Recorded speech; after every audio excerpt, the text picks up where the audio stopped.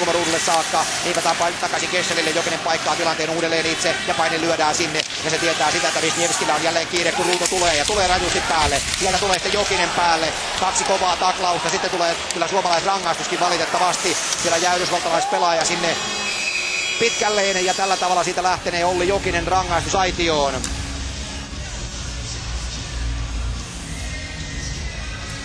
Ja siellä käydään tarkastelemassa sitten mikä on puolustajan tilanne.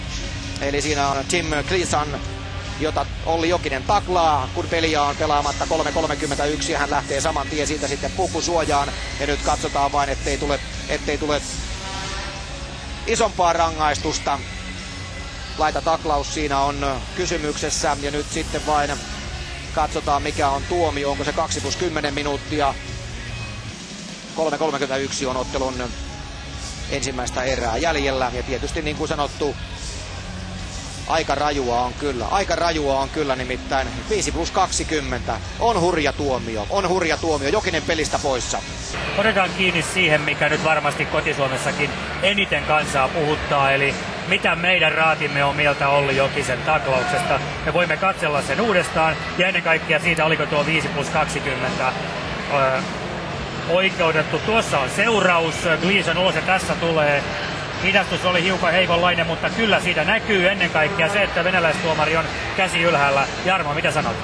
Gleason piti kiekkoa vähän liian pitkään vastaavia taklauksia. Nähtiin tässä toisessa päässä Suomen pakkien olkapäihin ja ehkä hiukan lapaluihin myös. Se alkoi hartia vastaan tilanteena. Gleason piti kiekkoa liian pitkään, koitti kääntyä ja välttää taklauksen aika. Tila loppu kesken, jolloin löi päänsä fleksiin. Puhdas taklaus, täysin puhdas taklaus.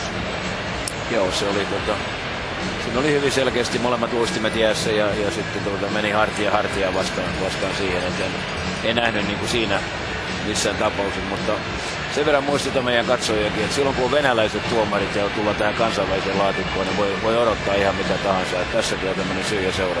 Hiukan näytti, että tuomari oli jopa puolittain selin, että silmäkulmasta näki tilanteen ja saman tien nousi käsi. Tämä just tarkoitan, koska tuomari oli sinne lähes niin sanotusti revakieppoon, eli tilanteeseen, ja sen jälkeen sitten tyypillinen ylireagointi, koska näki mitä tapahtui. Hän ei katsonut sitä tilannetta, vaan sen tilanteen jälkeen sitä reagointia.